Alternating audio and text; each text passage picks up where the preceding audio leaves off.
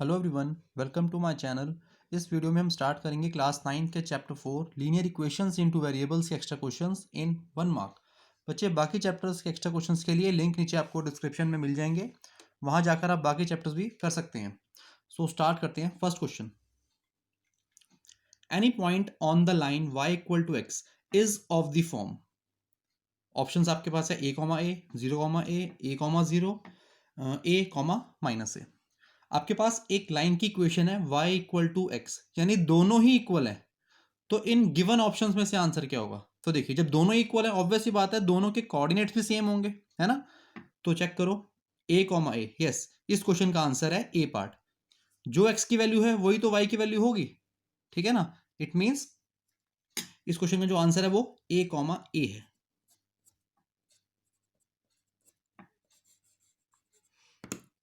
Okay, now question number second, the equation of x axis is of the form. आपको मैंने पहले भी बता रखा है, ये x एक्सिस, ये y एक्सिस। x एक्सिस के ऊपर आप सभी को पता है कि y कोऑर्डिनेट जो होता है, x एक्सिस के ऊपर जो y कोऑर्डिनेट होता है वो होता है 0। तो x एक्सिस के ऊपर जो पॉइंट रहेगा, अगर आप पॉजिटिव साइड बात लेंगे तो x कॉमा 0, नेगेटिव साइड लेंगे तो माइनस एक्स कॉमा 0। हर एक केस के अंदर x एक्सिस के ऊपर y कोऑर्डिनेट आपको 0 ही मिलेगा।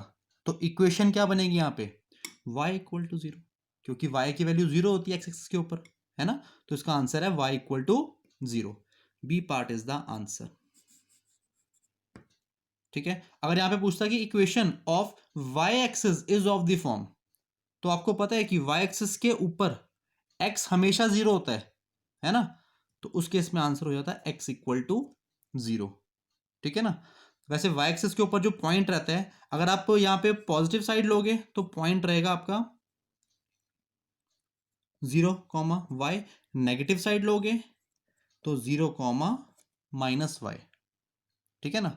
बट हमें यहाँ पे इक्वेशन बतानी है, तो x एक्सिस के ऊपर रही y इक्वल टू 0, और अगर x एक्सिस के ऊपर आती, सॉरी, अगर y एक्सिस के ऊपर आती तो होती है x equal to 0। Okay, third question, the graph of y equal to 6 is a line. Graph के ऊपर y equal to 6, y equal to 6 का मतलब है कि ये पॉजिटिव डायरेक्शन की बात कर रहे हैं। सपोज करो ये हो जाएगा 6, मान लो y के ऊपर 6 है, ठीक है ना। अब यहां से जो एक लाइन पास होगी कुछ इसी तरह से तो पास होगी। Okay, this is x axis, this is y axis. अब ऑप्शंस हैं, parallel to x axis at a distance 6 units from the origin. इस पॉइंट का मतलब क्या हुआ? पैरेलल टू x एक्सिस, यानी ये वाली जो लाइन है क्या इस x एक्सिस के पैरेलल है eight a distance 6 units from the origin, यानी इस ओरिजिन से इस पॉइंट का जो डिस्टेंस है क्या वो 6 यूनिट्स का है? यस। पहली बात तो ये जो लाइन है ना जो हमने ये बनाई, ये एक्स एक्सिस के पैरेलल आ रही है, ठीक है, और ये ओरिजिन से 6 यूनिट्स के डिस्टेंस पर भी है। तो बच्चे, इस क्वेश्चन का जो आंसर है वो ए पार्ट है। आपको मैं बाकी पार्ट्स भी बता देता हूं कि उसमें ऑप्शंस क्या थे। पैरेलल टू वाई एक्सिस, क्या ये पॉइंट यानी ये वाली जो लाइन है ये वाई एक्सिस के पैरेलल हो सकती है? बिल्कुल भी नहीं। ये तो वाई एक्सिस को इंटरसेक्ट करती हुई जा रही है, काटती हुई जा रही है ना। तो बी पार्ट तो इसका, बी ऑप्शन तो इसका आंसर नहीं हो सकता। थर्ड में कह रहा है making an intercept 6 on the x axis. क्या एक्स एक्सिस के ऊपर ये 6 का इंटरसेप्ट बना रही है? इंटरसेप्ट का मतलब होता है बेसिकली डिस्टेंस ओरिजिन से, ओरिजिन से जिस पॉइंट तक का जो डिस्टेंस होगा वो इंटरसेप्ट होगा, ठीक है। ऐसे ही making an intercept 6 on both axis, क्या ये दोनों पे ही डिस्टेंस बना रही है 6 यूनिट्स का? नहीं।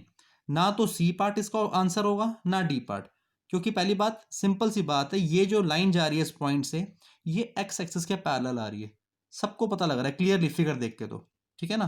तो इसलिए इस क्वेश्चन का ए पार्ट आंसर है, ठीक है। Fourth, x equal to 5 and y equal to 2 is a solution of the linear equation.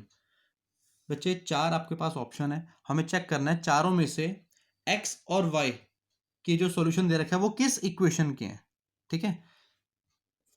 5 comma 2, x का कोऑर्डिनेट 5, वाई कोऑर्डिनेट 2। ठीक है, अब हमें बताना है ये जो सॉल्यूशन है ये गिवन 4 ऑप्शंस में से किस इक्वेशन का सॉल्यूशन है। सिंपल सी बात है, ये दोनों वैल्यूज हम लेफ्ट हैंड साइड में पुट करेंगे, जिसका left hand side right hand side से मैच हो गया इट मींस ये सॉल्यूशन उस इक्वेशन का माना जाएगा।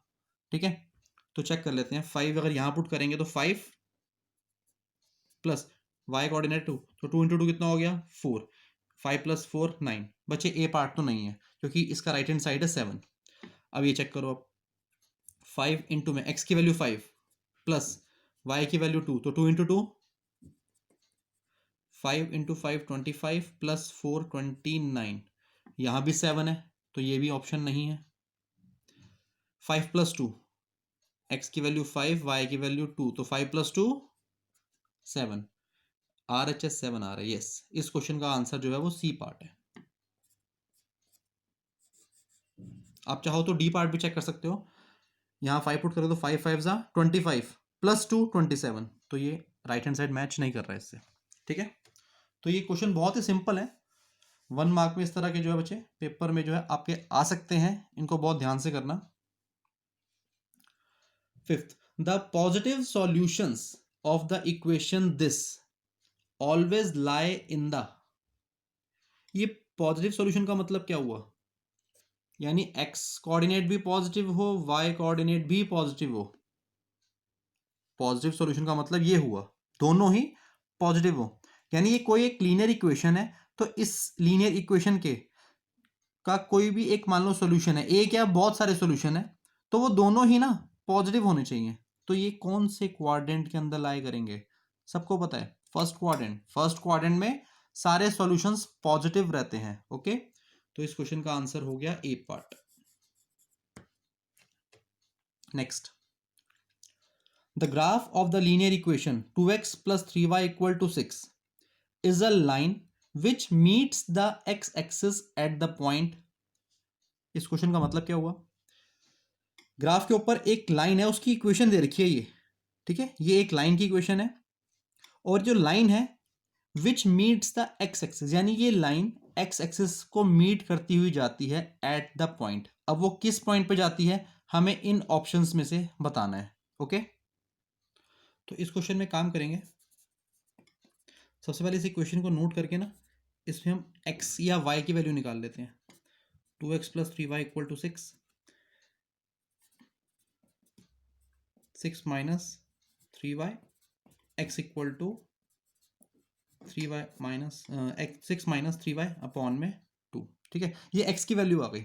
हमें क्वेश्चन में क्या बताना है, ये जो एक लाइन की इक्वेशन है ये x एक्सिस के ऊपर मीट करती है किस पॉइंट के ऊपर।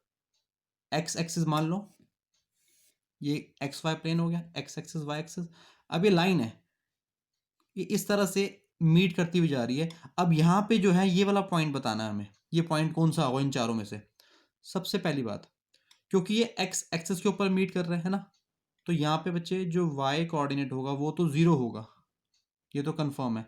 इट मीन्स इन चारों ऑप्शंस में से जो वाई कोऑर्डिनेट 0 है ये इन दो पॉइंट्स के हैं। ठीक है, ए और डी में 0 नहीं है वाई कोऑर्डिनेट, तो उनको तो छोड़ दो। अब इन दोनों में चेक करना है हमें। अब कैसे करेंगे, देखिए अगर मैं x की वैल्यू, x तो 2 हो गया, y की वैल्यू अगर ये 0 इस इक्वेशन में पुट करूं, ठीक है ना, क्या सॉल्व होके x मेरे पास 2 आ सकता है। अगर ये ऐसा पॉसिबल हो गया तो हम कहेंगे कि हाँ इस क्वेश्चन का आंसर है बी। चेक करो, देखो कैसे। ये है x equal to 6 minus 3 into y की वैल्यू ये वाली 0 पुट कर रहा हूं अपॉन में 2, ये तो पूरा 0 हो गया है ना, तो 6 अपॉन 2 कितना हो जाएगा 3, यानी 3,0 ये एक पॉइंट आ गया इस इक्वेशन से। ठीक है ना, बट यहां पे जो एक्स कोऑर्डिनेट है वो तो 2 आ रहा है, यहां पर हमारा 3 आ रहा है। इट मींस ये बी पार्ट भी आंसर नहीं है इसका। 3,0, यस, सी पार्ट इस क्वेश्चन का आंसर है। ठीक है, यानी सी इज द आंसर। एक बार आपको मैं दोबारा बताता हूं इस क्वेश्चन में वो क्या कहना चाह रहा था। वो कह रहा था कि एक लाइन की इक्वेशन है ये वाली, ठीक है, ये एक्स एक्सिस पे मीट करती हुई जा रही है, तो अब एक्स एक्सिस के ऊपर इन चारों पॉइंट्स में से किस पॉइंट पे मीट करेगी। क्योंकि एक्स एक्सिस के ऊपर मीट करवाना है तो वहाँ पे y कोऑर्डिनेट 0 होगा, ये आपको पता है, ठीक है। यानी B और C इन दोनों में से कोई आंसर है, क्योंकि y कोऑर्डिनेट 0 है तो यहाँ पर हमने क्या किया, y की वैल्यू पुट की 0, सॉल्व होके इधर आ गई वैल्यू x की 3, y की वैल्यू 0 पुट की, x की वैल्यू सॉल्व होके आई 3, यानी 3,0 इस इक्वेशन का एक सॉल्यूशन होगा, इस वाली इक्वेशन का ये एक सॉल्यूशन होगा 3,0। तो ऑप्शंस में जो था सी पार्ट इस क्वेश्चन का आंसर है, बाकी तो कोई मैच कर ही नहीं रहे, ठीक है। तो इस तरह से इन क्वेश्चंस को आपने चेक करना है, ओके। तो बच्चे ये एक लास्ट क्वेश्चन था इस वीडियो का, इसी तरह के क्वेश्चंस आपको मेरी आगे आने वाली वीडियोस में मिलते रहेंगे। इन क्वेश्चंस की एक बार रिटन प्रैक्टिस आप जरूर करें, okay. Thank you very much.